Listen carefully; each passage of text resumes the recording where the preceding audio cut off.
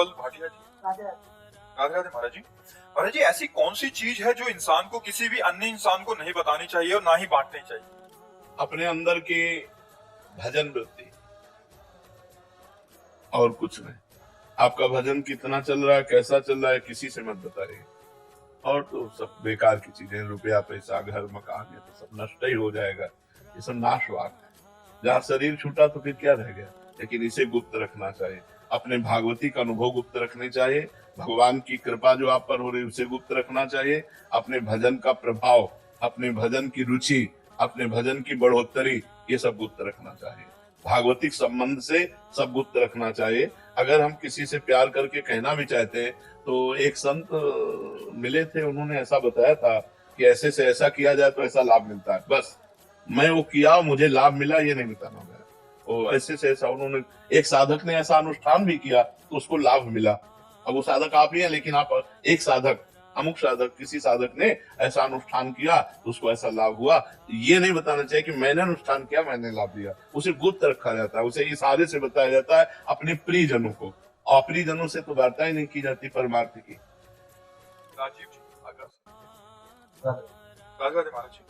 महाराज जी, क्या चिंता और भय केवल मानसिक स्थिति है या आध्यात्मिक दृष्टि से इसका कोई गहरा जड़ें हैं इसकी? चिंता और भय क्यों? अज्ञान, अज्ञान। चिंता सापिन के नहीं खाया, को जग जाहि न व्यापी माया, गोस्वामी तुलसीदास ने लिखा है। चिंता रूपी सर्पनी ने कौन ऐसा जिसको खाया ना हो। अर्थात चिंता से सबको वही निश्चिंत हो सकता है जो भगवान में चित्त जोड़े है। जो शरीर और संसार में चित्त जोड़े हैं उसको चिंता जरूर व्यापेगी, चिंता जरूर आएगी। तो जो चिंता, उद्वेग, भय, शोक, विषाद, ये जो दोष है, ये अज्ञान के कारण। अज्ञान में पाप होता है, पाप का परिणाम ये होता है। तो यदि हम अध्यात्म से जुड़े और पाप कर्म बंद हो जाए तो निश्चिंतता आ जाए, एक आनंद आ जाए। जो हमारी खोज है आनंद विषयों में, वस्तुओं में, स्थानों में, वो बाहर नहीं है, वो अंदर आनंद है। जब तक अंतर्मुख नहीं होंगे तब तक अंतर के आनंद का अनुभव नहीं होगा। अंतर्मुख होने के लिए एक उपाय, खूब नाम जप करो। जितना नाम जप करोगे, शास्त्रों का स्वाध्याय करोगे, सत्संग, उतना ही ज्ञान प्रकाशित होगा। और ज्ञान प्रकाशित होगा, अज्ञान नष्ट होगा, तो चिंता भय शोक नष्ट हो जाएगा। जब तक अज्ञान है तब तक चिंता। चिंता सापिन के ही नहीं खाया, को जग जाहि न व्यापी माया। कौन ऐसा पैदा हुआ है जिसको माया न लग जाए। इसलिए बहुत नाम जप करो, तभी इनसे बच सकते हो। नहीं है तो सताती रहती। कौन ऐसा जिसको चिंता न हो। आप सोचो, किसी को अपने कैरियर की चिंता, किसी को पुत्र की चिंता, किसी को पति की चिंता, किसी को पत्नी की चिंता, किसी को धन की चिंता। क्यों, कितनी चिंताएं हैं। एक चिंता है, चिंता ही चिंता भरी हुई है। जॉली चौहान जी, हरियाणा। राधे महाराज जी। महाराज जी, जब शरीर अस्वस्थ होता है तो मन साधना में एकाग्र क्यों नहीं रह पाता? और ऐसी अवस्था में मन, क्योंकि शरीर से आसक्त है मन, इसलिए ना। अगर भगवान में पहले, ये इसीलिए महापुरुषों ने कहा है, यावत स्वस्थ मिदम कलेवरम यावत च दूरे जरा। जब तक बुढ़ापा दूर है और शरीर स्वस्थ है तब तक मन को भजन में लगा लो। नहीं, जब अस्वस्थ शरीर होगा और बुढ़ापा से युक्त हो जाएगा तो ऐसे समझो जैसे आग लगने पर कुआं खोदना बेवकूफी है। आग लगी, बोले कुआं खोदो, पानी निकालो, तो जल ही जाएगा सब। अब बुढ़ापा आ गया, शरीर अस्वस्थ है, अब आप सोचो अब माला चलाओ, इससे नहीं चलने वाला। क्योंकि जीवन में अभ्यास नहीं किया ना। तो स्वस्थ शरीर से भजन करना जाए तो अस्वस्थ शरीर में भी भजन होता है। और यदि अभ्यास नहीं किया तो उस समय मन पीड़ा से युक्त हो जाता है, इसलिए भी भजन में लगता नहीं। इसीलिए तो बचपन से अभ्यास करना चाहिए, अच्छे कर्मों का, भगवान के नाम जप का, शास्त्र स्वाध्याय करके ज्ञान अर्जन करना चाहिए, जिससे हम रुपया से थोड़ी दुख से बच सकते हैं। जो आंतरिक पीड़ा है वो रुपया से दूर होने वाली नहीं, वो मकान से दूर होने वाली नहीं, वो लोगों से दूर होने वाली नहीं, वो केवल परमात्मा से ही दूर होती है। इसलिए निरंतर नाम जप करते हुए सत्कर्म करो।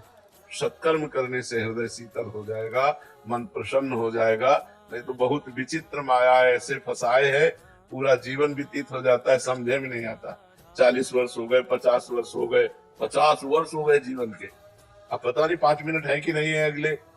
और अभी हम सुखाई की खोज में है, इस वस्तु में सुख, उस वस्तु में सुख, धन आ जाए, ये आ जाए, वो आ जाए, इसमें सुखी हो जाएंगे। और सुख तो जहाँ है वो है परमात्मा, जो आनंद सिंधु सुख राशि, सी करते त्रैलोक सुखासी, सो सुख धाम नाम रामा। जो भगवान सुख धाम है वही आनंद सिंधु है। उनका जब तक जप नहीं करोगे, भजन नहीं करोगे, तब तक शांति, आनंद ये सब प्राप्त होने वाला नहीं।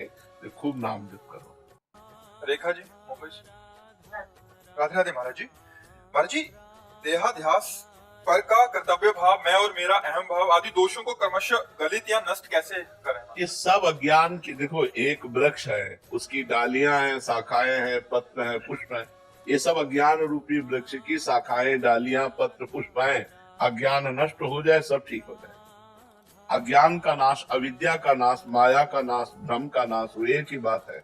जब तक ये अज्ञान रहेगा तब तक ये सब बने रहेंगे। देहाभिमान बना रहेगा, निज पर का ज्ञान बना रहेगा, दूसरों के दोष दर्शन होंगे, कुछ पाप होंगे, कुछ पुण्य होंगे, ये चलता रहेगा जब तक अज्ञान है। और जहाँ ज्ञानम लब्ध्वा परम शांति मचिरेणाधिगच्छति, जहाँ ज्ञान प्राप्त हुआ तो परम शांति उदय हो जाती। फिर कोई चिंता, शोक, भय, नाना प्रकार के पाप कर्म, ये सब नष्ट हो जाते हैं। जीव परमानंद में, परमानंद क्या अभी जानते ही नहीं हो, अभी मिले नहीं तो कैसे, केवल शब्द है परम आनंद, किंचन मात्र दुख नहीं, आनंद ही आनंद उसके हृदय में होगा जो श्री भगवान के चरणों में चित्त जोड़ेगा।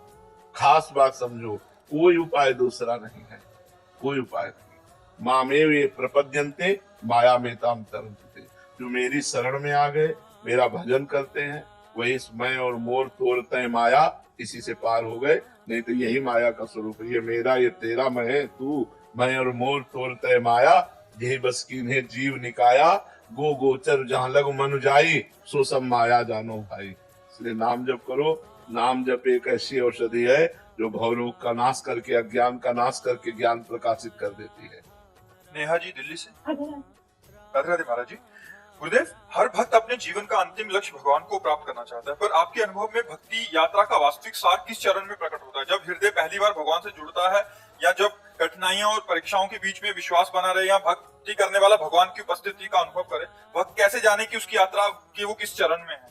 एक भी परिस्थिति में भगवत विस्मरण सेकंड भर भी न हो, तो एक भी कोई परिस्थिति अनुकूल या प्रतिकूल और हम भगवान को भूल गए, तो हमारी भक्ति की कसौटी में हम फेल हो गए। तब विस्मरणेन परम व्याकुलते, भगवान का विस्मरण होते ही परम व्याकुलता जागृत हो जाए। सबसे बड़ी कसौटी है, सुख आए या दुख आए, अच्छी परिस्थिति हो या बुरी परिस्थिति हो, लोग सम्मान कर रहे हो या अपमान कर रहे हो, भगवान का विस्मरण ना हो, यही कसौटी है। त्रिभुवन की राजलक्ष्मी देने पर भी जो आधे पल के लिए अपने प्रभु का विस्मरण न करे, वही महाभागवत है। जो कहीं किसी भी प्रकार का राग नहीं, एकमात्र मेरे तो गिरधर गोपाल, दूसरों न कोई, वो महाभागवत है। जो संपूर्ण सृष्टि में भगवान की लीला को देख रहा है, जन्म लीला, पालन लीला और संहार लीला, वो महाभागवत है। जो केवल भगवान की लीला देख रहा है, ये सब भगवान की लीला हो रही, न किसी से अपनापन, न किसी से द्रोह, निरंतर भगवान में स्थित है, वो महाभागवत है। ये पहचान अंदर की है। हर परिस्थिति में भगवान का स्मरण चलना चाहिए। स्मरण रुक गया, आप कच्चे हैं।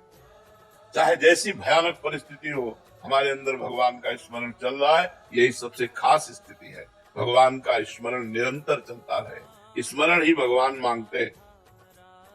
अनन्य चेता सततम यो माम स्मरति नित्य सा तस्याहम सुलभा पार्थ, मैं उसके लिए सुलभ हो जाता हूँ जो निरंतर मेरा स्मरण करता है, निरंतर भगवान की स्मृति में रमण करते हुए अपने कार्य कर रहा है। किसानी, व्यापार, नौकरी सब कार्य कर रहा है, लेकिन भगवान का स्मरण करते हुए, वही महाभागवत। ममता पांडे जी रांची से। राधे राधे महाराज जी, आपके चरणों में कोटि कोटि प्रणाम। महाराज जी, मैं जानना चाहती हूँ कि कोई व्यक्ति सिर्फ अपने कर्म को ही प्रधानता देकर सफलता प्राप्त कर सकता है, या क्या प्रभु की कृपा उनको भी प्राप्त होती है जो सिर्फ ईमानदारी से काम? कर्म तो दो ही प्रकार के होते हैं, शुभ और अशुभ। जब हम केवल कर्म प्रधानता रखेंगे तो दोनों प्रकार के कर्म बनेंगे, कभी शुभ बन जाएगा तो कभी अशुभ बन जाएगा। तो शुभ और अशुभ दोनों बांधने वाले हैं। भगवत प्राप्ति तो होती नहीं कर्म से, कर्म से भगवत प्राप्ति नहीं होती। कर्म योग से भगवत प्राप्ति होती है। जो वही कर्म भगवान के लिए किया जाता है और भगवान का स्मरण करते हुए किया जाता है तो कर्म योग बन जाता है। सब में भगवान की भावना करके भगवान का स्मरण करते हुए जब हम कर्म करते हैं तो न वो शुभ होता है न अशुभ, वो भागवतिक कर्म हो जाता है। लेकिन केवल कर्म तो वो शुभ और अशुभ दो ही प्रकार के होते हैं और दोनों बांधने वाले होते हैं। शुभ कर्म मानो सोने की जंजीर से बंधा हुआ और अशुभ कर्म मानो लोहे की जंजीर से बंधा हुआ, लेकिन बंधा तो दोनों से ही है। तो कर्म से तो पूर्ण सुख की प्राप्ति होती नहीं, कर्म योग से पूर्ण सुख की प्राप्ति होती है। जो भगवान का स्मरण करते हुए भगवान के लिए किया जाता है कर्म। जो अपने लिए कर्म किया जाता है वो दो ही प्रकार का होता है, पाप और पुण्य। कहीं पाप बन जाता है, कहीं पुण्य बन जाता है। बात अहमदाबाद। राधे राधे महाराज जी। पर जी मैं जब भी कोई कार्य करता हूँ मुझे ऐसा लगता है कि कहीं मुझसे कोई अपराध ना हो जाए या मेरे भीतर अहंकार ना आ जाए, क्योंकि सत्संग में बहुत बार बढ़िया बात है, ये बात आना बढ़िया बात है। डरते रहोगे तो बच जाओगे। बट अभी हर बात में चिंतन होता रहता है कि अपराध ना बन जाए, ये डर ज्यादा डर तो ठीक नहीं, पर डर होना ठीक है। डर से बच जाओगे, डर से बच जाओगे। सोच आनी चाहिए जो करते हैं। हाँ, जैसे माँ की गोद में जैसे शौच करे तो कोई अपराध थोड़ी होता है। वृंदावन तभी माँ है, माँ की तरह कृपालु है। अब हम यहाँ आएंगे तो लघु शंका भी यही करेंगे, शौच भी यही करेंगे। तो माँ है, वृंदावन धाम माँ है। हम माँ की गोद में जैसे शौच लघु शंका हो गई तो उसे अपराध थोड़ी माना जाता है। छोटा बालक तो हम भगवान के धाम के आगे तो छोटे बच्चे ही है, तो हम बच्चे की तरह अपने को देखें, वृंदावन को माँ की तरह देखें तो कोई अपराध नहीं। अंत में सबका अंत क्या है? परमात्मा ही तो है। प्रारंभ क्या है? परमात्मा ही तो है। मध्य क्या है? परमात्मा ही तो है। बीच में क्यों रुके? क्योंकि बढ़ो, अगर बहुत सोचने वाले हो तो उसको अंत तक पहुंचाओ। सोचो, अगर सोचने में लगो तो सोचो आप कौन है।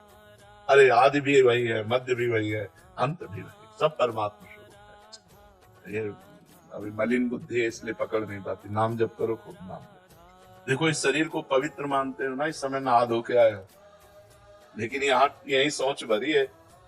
इतनी झिल्ली की केवल बात है नहीं, यही सोच भरी हुई है, यही तो मल भरा हुआ है। केवल ऊपर से चमड़ी धो लिया तो पवित्र हो गए क्या? ये रसोई है, ये शौचालय है, यहाँ से भोजन जाता है। सर यही है, एक ही शरीर में है, इसी घर में सब कुछ है, इसलिए खूब नाम। ये काफी जनों का भी प्रश्न ऐसा होता है कि जैसे बहुत कुछ सुन लेते हैं, वो इतने भयभीत हो जाते हैं, इतना सोचने लग जाते हैं कि भजन तो एक साइड, कहीं हाथ लगा दिया, इसको हाथ लगा दिया, फिर मतलब हाथ ही धोते रहो। एक तो कल आए थे, कह रहे मैं पूरा दिन हाथ ही धोता रहता हूँ। हम इसीलिए असलियत समझाते हैं कि पवित्रता क्या है, विचार की पवित्रता है। शरीर कभी पवित्र हो सकता है क्या? मलाशय मूत्राशय सब यही तो है ना। तो चमड़ी जैसे रेशम के कपड़े में रेशम पवित्र होता है और उसके कपड़े में थैले में मल भर दिया जाए और ये आपको पता हो तो आप क्या उसे पवित्र मानेंगे क्या? तो ऐसे चमड़े के थैले में मल भरा हुआ है यहाँ, और क्या है, अंदर ही तो भरा हुआ है। तो इतना ज्यादा सोच ना करे, नहीं तो फिर सोचता ही रहेगा। सोचता जितना काम चल जाए बस नाम जप करो, भजन करो, ज्यादा सोच में मत लगो। अब ऐसे लोग हैं, छू जाए तो नहा ले, दूसरे का शरीर छू गया तो नहाने जा रहे हैं, कपड़ा सहित नहा रहे हैं, और तुम्हारे शरीर में क्या है? होश करो, तुम्हारे शरीर में क्या? वही मलमूत्र का पित्त बात वही तो भरा हुआ है, उसके छूने से नहीं, यही सब सोच जमा है, यही मलमूत्र जमा है। और ये मुख्य बात भजन है। भजन मतलब ये भजन के लिए तो पवित्रता, बस भजन के लिए पवित्र। अंजना राधे राधे महाराज जी।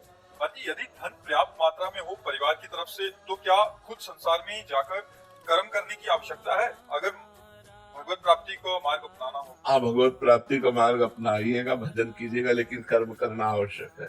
समाज की सेवा है, समाज को सुख पहुंचाना है, ये अपना कर्तव्य है ना। हमारे पास जितना धन उसको दूसरों की सेवा में लगाएं, गौ सेवा में, संत सेवा में, और व्यापार करें, नौकरी करें, नाम जप करते हुए। हमें लगता है मनुष्य जीवन कायरता पूर्वक बिताने के लिए नहीं मिला है, इसे संघर्ष में, मेहनत में, खूब कर्म करके और समाज को सुख पहुंचावे, ऐसा करें। पर्याप्त धन है तो अगर हम जवान है, स्वस्थ है, तो हम कर्म करें और धन एकत्रित करें, अस्पताल बनवा दें, ऐसी चीजें कर दें जिससे हमारे समाज को सुख मिले।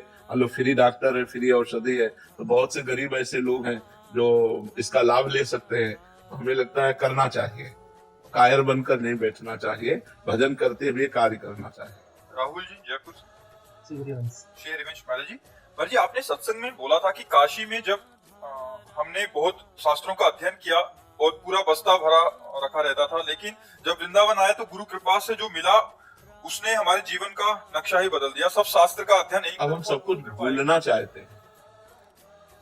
पहले याद करना चाहते थे, इस शास्त्र में ये लिखा, इस शास्त्र में अब सब कुछ भूलना चाहते हैं। केवल राधा राधा राधा राधा राधा, केवल राधा राधा, अब सब कुछ भूलना चाहते। तो वो महाराज जी यानी गुरु जो वो कृपा से जो मिलता है वो जरूर करिए।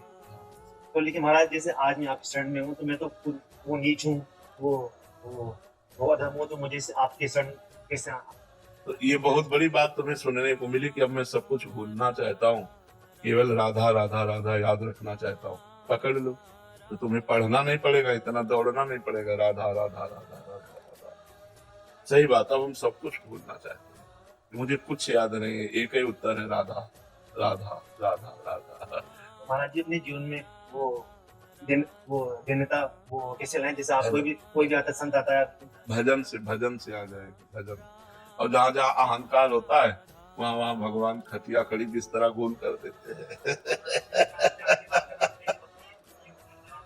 नहीं, अब जैसे अपने लोग है ना, तो अपनी ऐसी स्थिति समझ में आती है कि अगर अंगुली ऐसे भी हो रही तो मेरे भगवान की कृपा से हो रही, मेरी सामर्थ्य नहीं कि मैं ऐसे अंगुली कर सकूं। बिल्कुल सच्ची समझो, भगवान के बल से हो रही, मेरी ऐसी सामर्थ्य नहीं कर सकता। भगवान का खूब नाम जप करो तो ऐसे अहंकार गलित हो सकता है, नहीं तो बहुत कठिन है अहंकार गलित होना। निकिता राधे राधे महाराज जी। महाराज जी बचपन से हमें सिखाया है कि अच्छा करोगे अच्छा होगा। जीवन में फिर कठिनाइयां आती हैं और हम उसके लिए तैयार नहीं होते। फिर सब ये कहते हैं कि पिछले जन्म के कर्म है। ऐसे में बिना कुछ जाने सब कुछ स्वीकार करके कैसे आगे जीवन बिताया जाए? महाराज जी कह रहे हैं कि अच्छा करेंगे तो अच्छा होगा, ये अभी सिखाया जाता है। बट पूर्व के कुछ कर्मों का प्रभाव से परिस्थितियां ऐसी आई तो फिर उसके लिए हम तैयार नहीं थे, तो उसमें फिर कैसे सामंजस्य बनाए? पीछे के कर्मों का फल है या अभी जो हम कर्म कर रहे हैं तो उसका अच्छा ही होगा? अभी जो हम अच्छा कर्म कर रहे हैं वो आगे फल मिलेगा। फसल तुरंत बो के थोड़ी काटी जाती, 4-6 महीना लगता है। ऐसे जो हम अभी कर्म कर रहे हैं वो आगे फल मिलेगा, लेकिन पीछे जो हमारे द्वारा कर्म हो गए हैं उनका फल अभी हमें भोगना पड़ रहा है। इसलिए नाम जप करें तो पीछे के कर्म को भोगने की सामर्थ्य देगा और आगे के गंदे कर्मों को भस्म कर देगा। नाम जप इसीलिए सबसे हम प्रार्थना करते हैं कि थोड़ा ही सही पर नाम जप जरूर कीजिए, राधा राधा राधा राधा, जिससे तुम्हारा मंगल होगा, तुम्हारा कल्याण होगा, तुम दुख सहने लायक बनोगे नहीं। ऐसे ऐसे दुख आते हैं, ऐसा लगता है कि अब क्या करें, पर नाम जप के द्वारा उस दुख को सहा जा सकता है, उसको झेला जा सकता है। तो नाम जप जरूर करना चाहिए, सबको नाम जप करना चाहिए, क्योंकि कोई ऐसा नहीं जिससे पाप न बना हो पुण्य न बना हो। तो जब पाप का फल आता है तो दुख विपत्ति संकट आता है, और जब पुण्य का फल आता है तो सुख संपत्ति और लाभ प्राप्त होता है। इसलिए नाम जप करो, नाम जप से ही सब ठीक होगा। मधु जी दिल्ली से। राधे राधे महाराज जी। महाराज जी पूजा हमेशा आसन पर बैठकर ही करनी चाहिए, ऐसा क्यों कहते हैं? और जब हम श्वास सिमरन करते हैं तो हम आसन पर तो नहीं बैठते, तो क्या वो किसने कहा कि केवल आसन पर बैठकर ही पूजा होती है? पूजा तो चलते फिरते भी होती है। अगर हम मानसिक कोई सेवा कर रहे हैं, सांसारिक कार्य कर रहे हैं, भगवान के भाव में डूबे हैं, तो क्या उस समय पूजा नहीं हो रही क्या?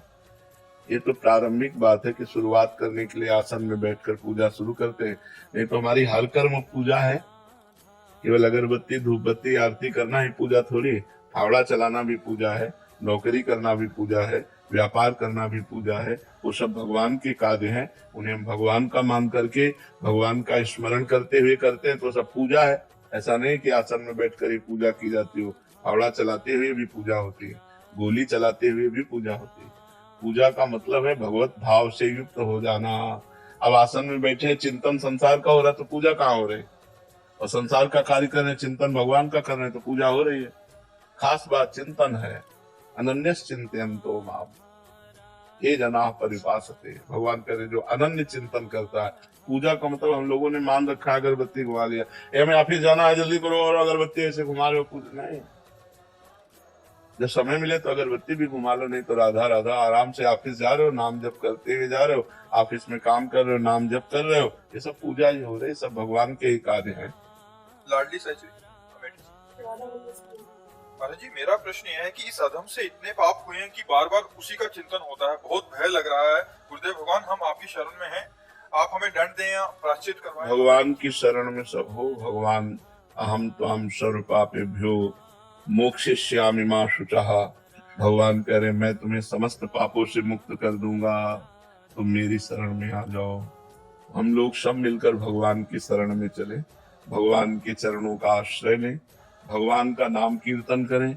भगवान के सुमिरन से ही हमारे सारे पाप नष्ट हो जाएंगे और पाप करने की जो प्रवृत्ति है वो भी नष्ट हो जाएगी। एक पाप करना होता है और एक पाप करने की प्रवृत्ति होती है।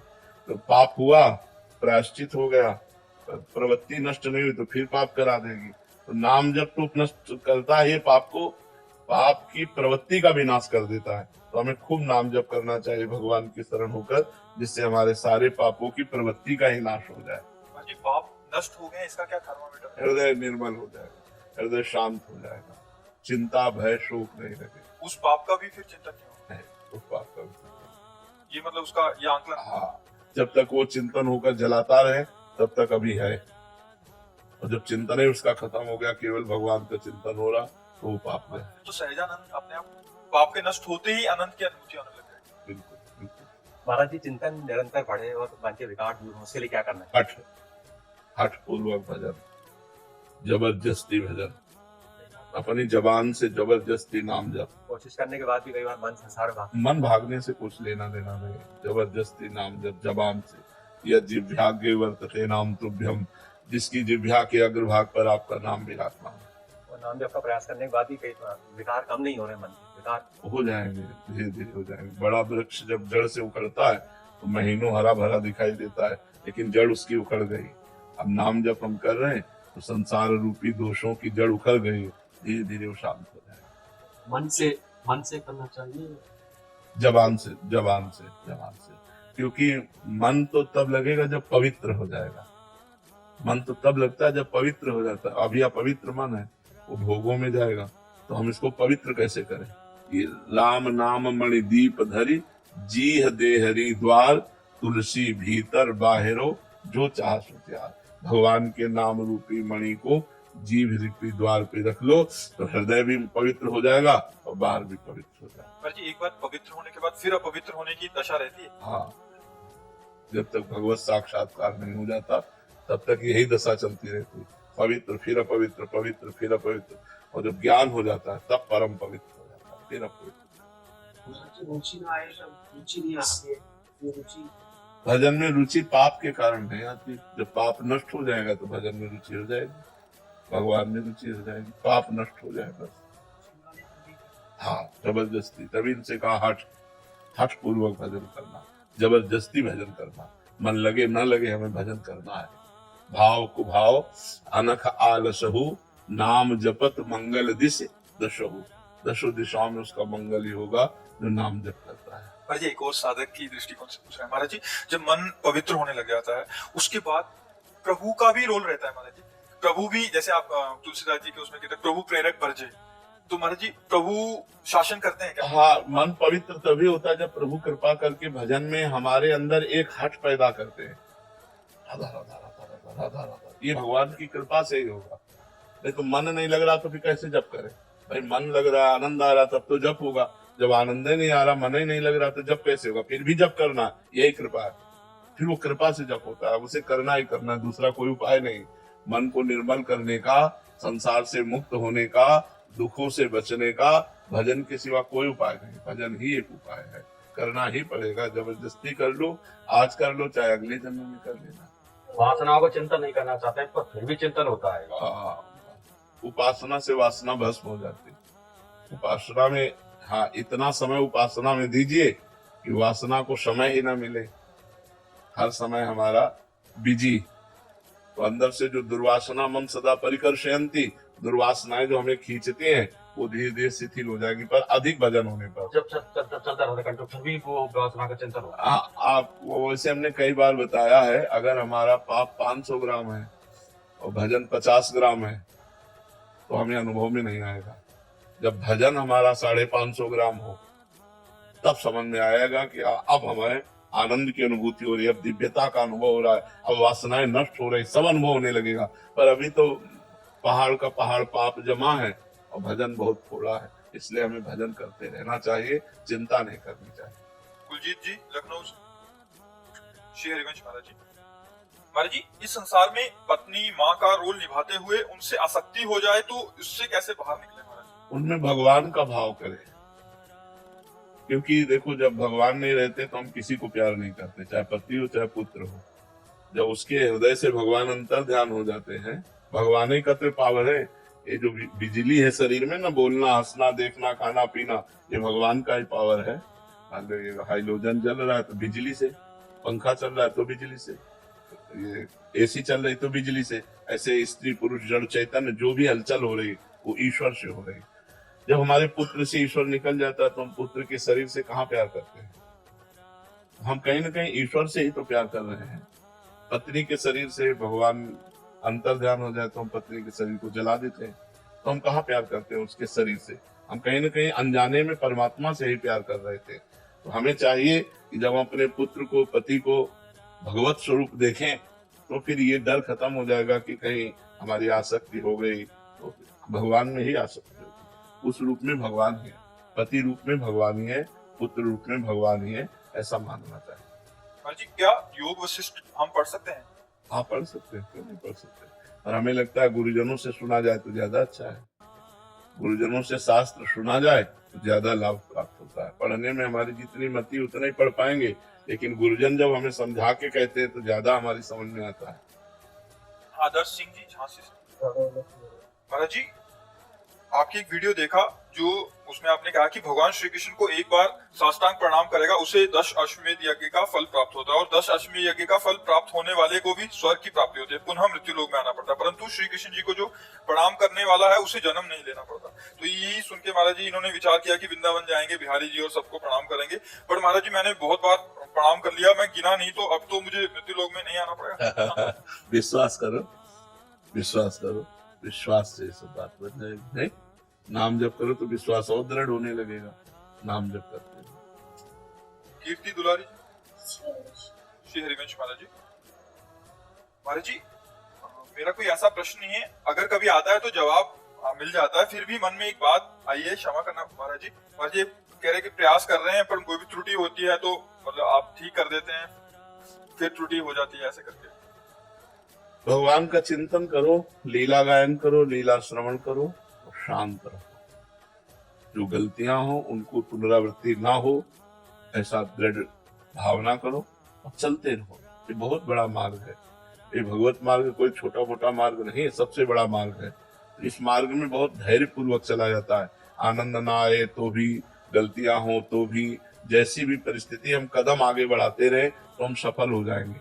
भगवान एक दिन हमको निर्मल कर देंगे, भगवान एक दिन हमें सुधार देंगे, पक्का विश्वास रखो।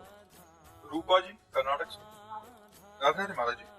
गुरुदेव, आप कहते हैं कि जब किसी व्यक्ति को भगवत प्राप्ति हो जाए तो उसे दोबारा जन्म नहीं लेना पड़ता। मेरा प्रश्न है कि भगवत प्राप्ति महापुरुष है उसकी आगे की स्थिति क्या होती है? भगवान की सेवा करता है या क्या होता है आगे? वो भाव होते हैं ना, उसके अनुसार उसकी स्थिति होती है। जैसे दास्य भाव, सख्य भाव, वात्सल्य भाव, गोपी भाव, सहचरी भाव, वो जिस भाव से भावित होकर सिद्ध हुआ है वो उसी भाव को प्राप्त होकर अपने प्रभु की सेवा में रहता है। मोक्ष प्राप्त होना वो अलग चीज है। जैसे तरंग समुद्र में मिल गई, अस्तित्व खत्म हो गया, लेकिन सिद्ध देह धारण करके, जैसे वो सखा है तो सखा का सिद्ध देह धारण करके भगवान श्री कृष्ण के साथ आठों पैर खेलता है। गोपी है तो गोपी देह धारण करके वो भगवान के साथ, सहचरी है तो सहचरी देह धारण करके प्रिया प्रीतम के साथ। सिद्ध पुरुष जिस भावना से सिद्ध होता है उसी प्रकार का उसे सुख मिलता है। अब कोई वैकुंठ उपासी है, नारायण उपासी तो वैकुंठ जाएगा, कोई राम उपासी तो साकेत धाम जाएगा, शिव उपासी है तो कैलाश धाम जाएगा, अगर प्रिया प्रीतम को उपासी है तो वृंदावन धाम आएगा,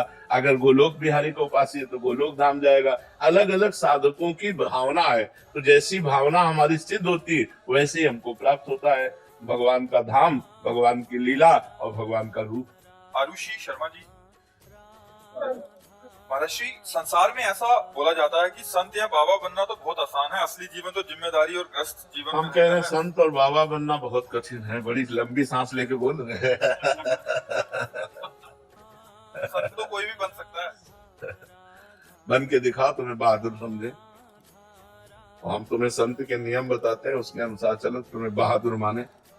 कोई हमें प्यार करने वाला नहीं, जितने प्यार करने वाले थे सबसे काट, माता पिता भाई बंधु परिवार सब, कोई मनोरंजन नहीं, किसी भी तरह का कोई मनोरंजन नहीं। हर समय मन को मारना, थोड़ी भी चूक हो जाए तो संसार फूंक दे।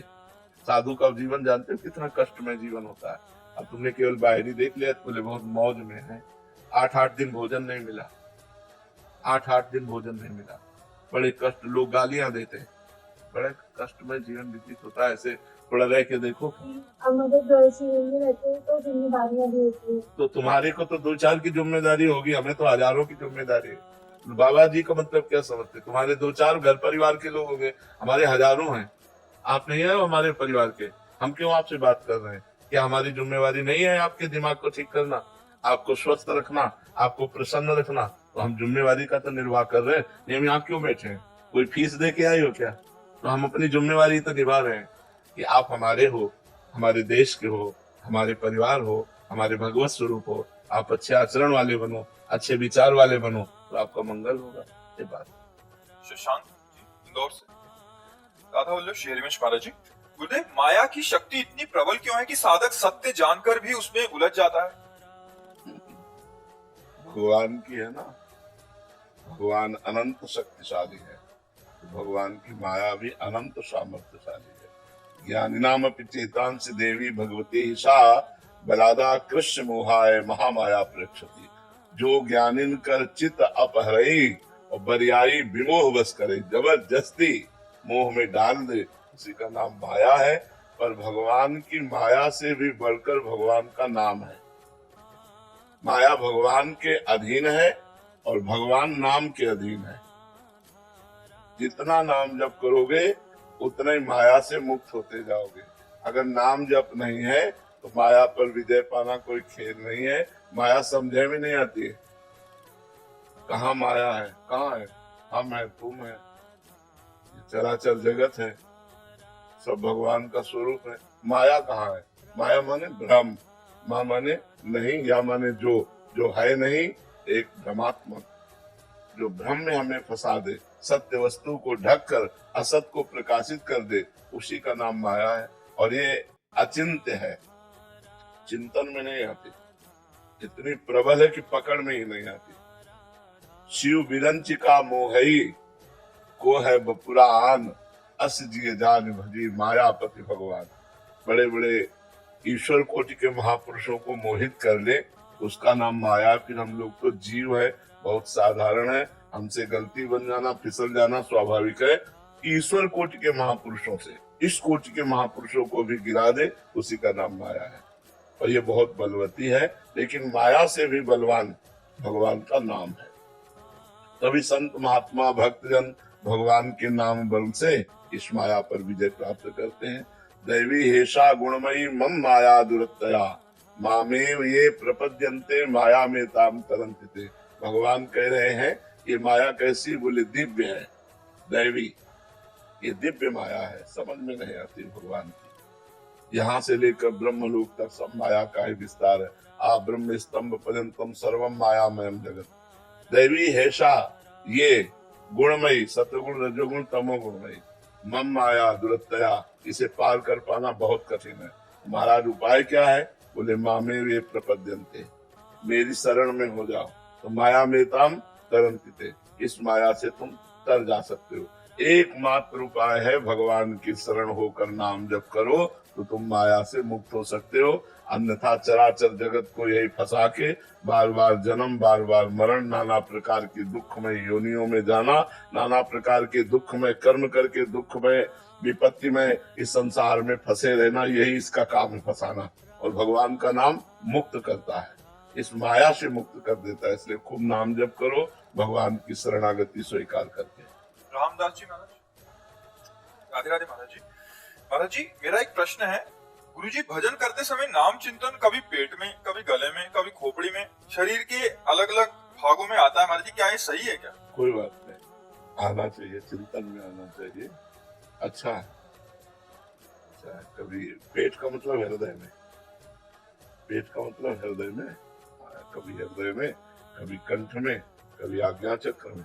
अच्छा है, कोई परेशानी नहीं, बहुत बढ़िया है। धीरे धीरे से एक जगह कर लो, चाहे हृदय में कर लो, चाहे कंठ में कर लो, चाहे आज्ञा चक्र में कर लो, एक जगह कर लो। जाओ, एकाग्रता लाओ इसे, अब 3 जगह से इसे एक जगह में कर लो, कहीं कर लो, चाहे हृदय में कर लो। जी।